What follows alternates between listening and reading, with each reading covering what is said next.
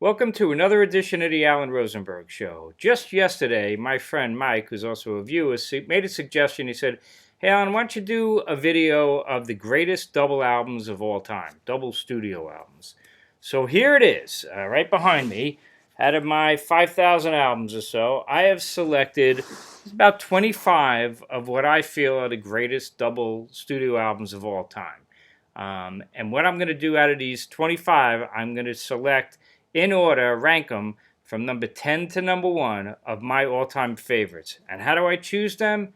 Strictly by the numbers, how much I've listened to these albums. And I know from my database and how much I've listened to them and the overall influence they've had on me. So without further ado, let's start with number 10 of my all-time favorite double albums.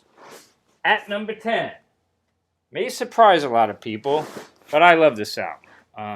Fleetwood Mac, obviously, in 75 had the White Fleetwood Mac album. They crossed over, became a huge band. 77, they did Rumors, one of the biggest albums of all time.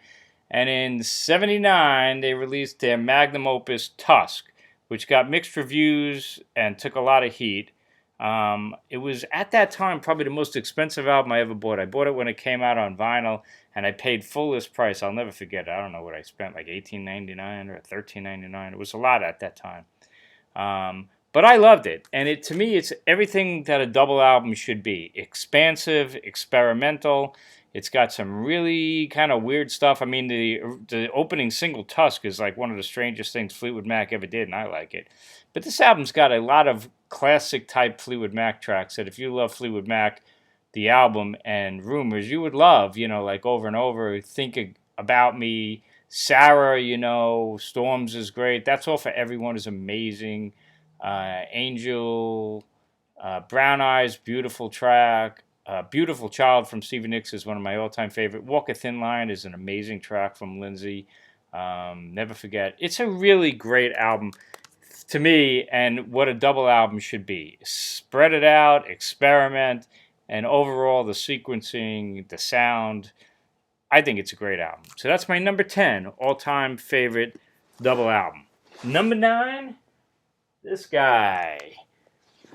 My favorite Elton John album by far. Here is the digitally mastered album on CD, obviously, and it's a single CD now. A lot of these fit as single CDs now, but they were double vinyl, of course. But this album got the greatest opening. My favorite Elton John right there. Funeral for a Friend into Love Lies Bleeding. I mean, that is just the most intense, amazing opening. And then into Candle in the Wind is amazing. There's so many classics on this album. It's just a tremendous record. I think it's the best thing that Elton's done. I mean, it's like there's forgotten tracks on here, like Harmony, just amazing songs that are just great. And some deeper kind of tracks, too, that are just a lot of fun. Gray Seal's great. This is, I think, the best Elton John album ever. And for me, it's number 9 of the all-time greatest double albums, Goodbye, Yellow Brick Road. At number 8, maybe a little disappointing to some people, but this is where it lands. And it's actually an album that I continue to listen to. There's just so much on it. Bruce Springsteen, The River, came out back in 1980. Again, a double album. Is it perfect? No. But it's got an amazing selection of songs. It's got those classic type rockers that Springsteen was just cranking out at the time. Sherry Darling and The Ties That Bind and Jackson Cage and Two Hearts and Out in the Street. The single Hungry Heart, which I actually love. Great track. It's got some amazing kind of deeper tracks like Independence Day, Point Blank, Fade Away, I Want to Marry You, love that. And of course the title track, which is amongst my favorite Springsteen songs of all time. This is a great Springsteen album. Obviously, The River. He's done a phenomenal job with his archives and put out this mega box set that's like going to college to study The River. I love when he puts these deluxe boxes out. Just goes to show you how prolific. I mean, in that box, it's got what the original album would have been like as a single album. It had like loose ends on it. And then he didn't even put it on the album. Loose ends, you know, most artists would give their right arm to have a track that great. And there's just so many great outtakes. Roulette, Restless Night, Where the Bands Are, Dollhouse, I Want to Be With You. I mean, my God, other artists never had stuff as good as those outtakes. But he had just too much, he felt, in the same kind of mood, so he cut him out. But great album from Bruce Springsteen. At number 8, The River. Let's keep going. At number 7, well, that would be this one. Obviously, you probably know from my other videos, I'm a huge fan of what I call classic Genesis. And this is amongst my favorite albums by them. The Lamb Lies Down on Broadway. This is a great version of it with 5.1 sound, a whole booklet. Came from one of their box sets. It's amazing.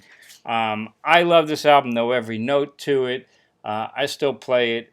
There's some stuff on here that's really not commercial and some stuff that is more commercial, but I love the story, although it's really strange. You know, there was talk that eventually they would make a movie of it. It'd be pretty cool. Story of a Puerto Rican Rayo who kind of goes underground in Manhattan and weird adventures that happen to him.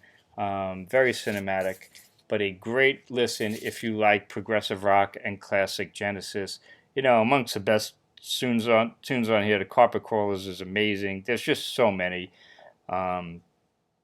I just love it. I mean, it's just a phenomenal listen from beginning to end, even the experimental stuff. So The Lamb Lies Down on Broadway, for me, 10, 9, 8, this is number 7 of all time. At number 6, we're going to go with this, Tommy.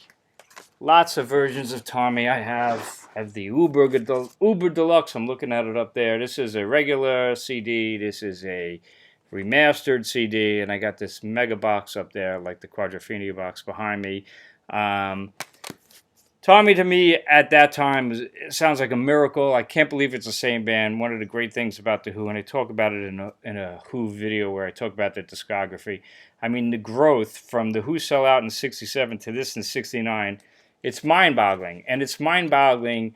This is a symphonic rock opera, not just a concept album. This sounds like a rock opera. And the fact that 3 musicians of The Who were able to put this out with this expansive, wonderful production, it's phenomenal. There's not a bad song on it. It flows really well. It's an interesting story, and it's just phenomenal. The only problem with Tommy is it's played out. You know, I don't listen to it very often anymore because it's just so overplayed, even by The Who. There's so many times they've toured it, and there's a million live versions of it. But the original Tommy album, whew, an absolute masterpiece. So, 10, 9, 8, 7. This is number 6 of all time. The Who, Tommy. Number 5. Carrying on in that concept rock opera. Pink Floyd's classic, The Wall. This you might find interesting. This is actually the first pressing on vinyl. I know there's a lot of vinyl community people, but different inside with the production credits were a little bit different here. And the inside album sleeves got the lyrics to a song that's not even on there. This is the original vinyl. Here is a digitally remastered CD version with bonus tracks. You know, what can you say about The Wall? Not as overplayed as Tommy, but they've certainly, Roger Waters especially, has milked this thing for years. There's a bunch of live different versions.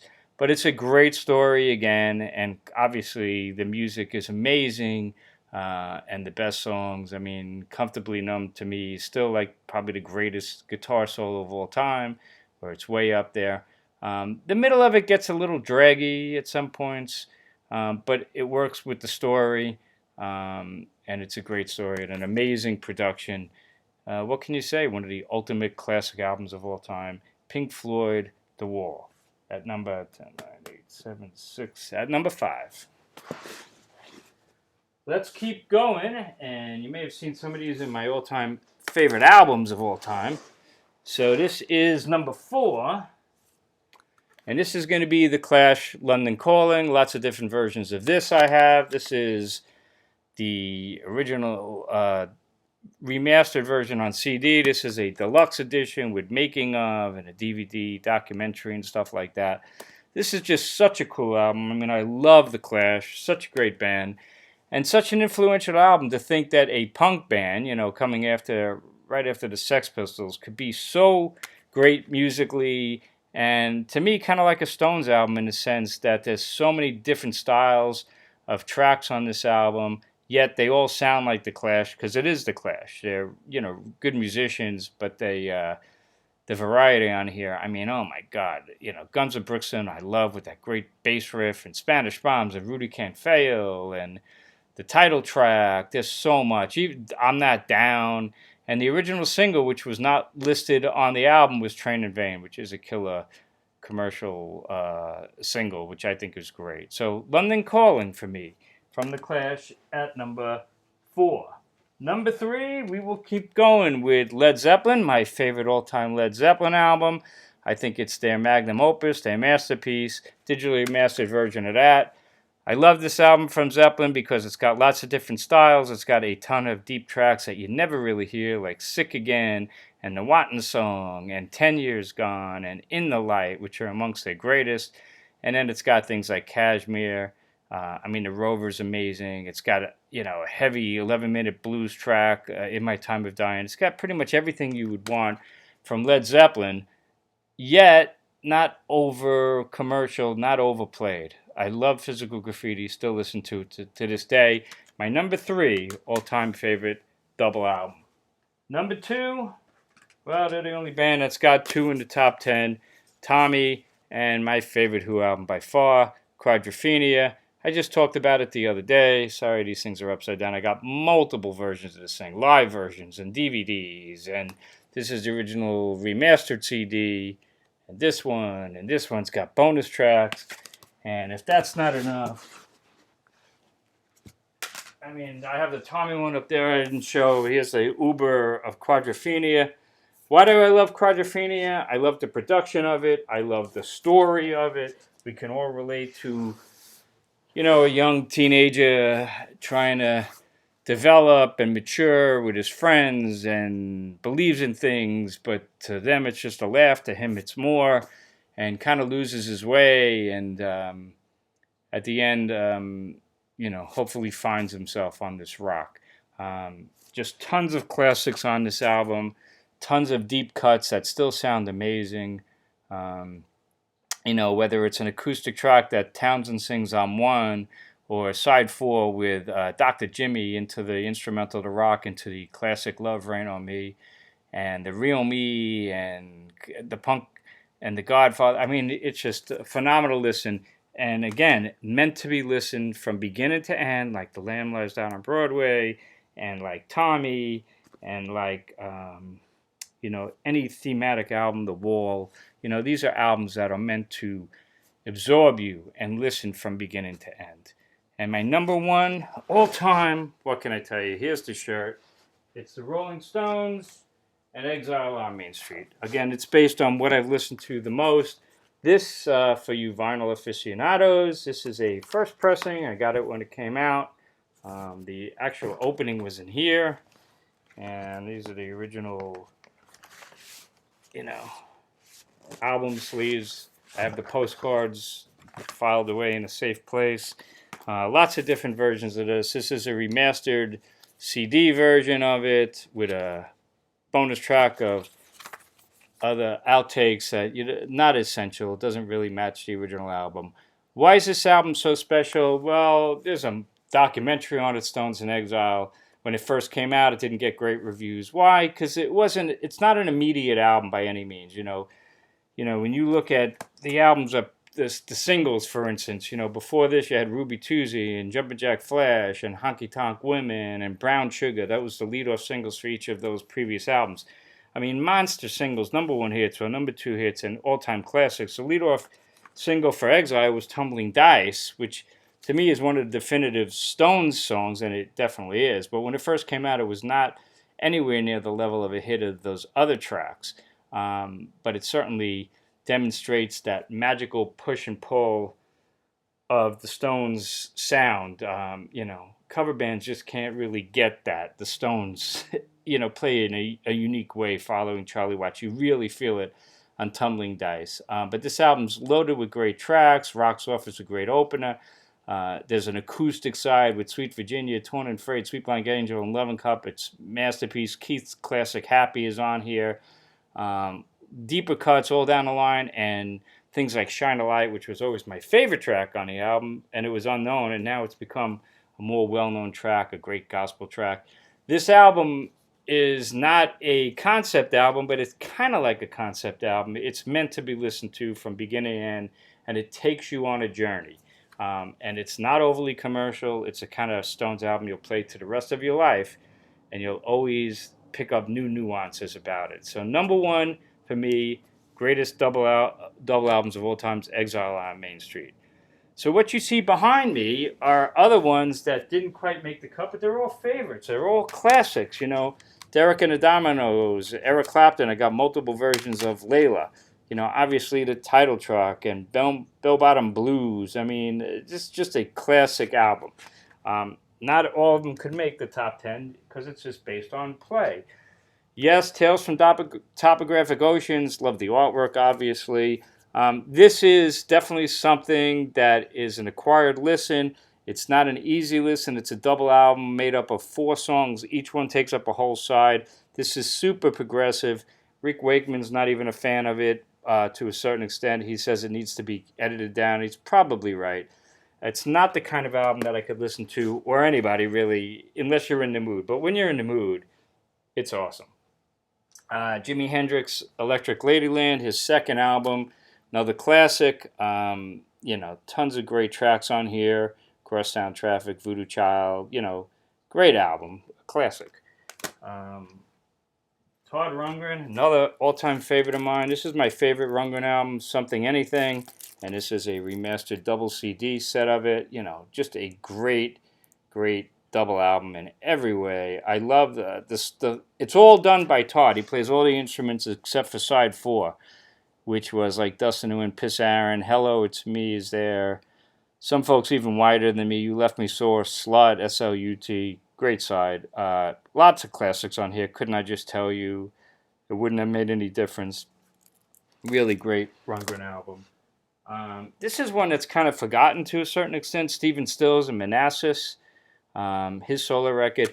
But it was also a double album that's broken into 4 different sides with 4 different musical help. Great stuff on here. It experiments with all different kinds of sounds, including some kind of Latin sounds. Got that great track Colorado on there. Really strong record. If you're a Stones fan, Bill Wyman helps out on this album too. Prince has released 2 classics. For me, I take Prince in little doses, but these are 2 classics. 1999, obviously, and I think even more of a classic, Sign of the Times, which is a really, really great record. Where's the Beatles? Well, here's the Beatles, the White Album. As Paul McCartney would say, what can you say? It's the fucking White Album. And it is.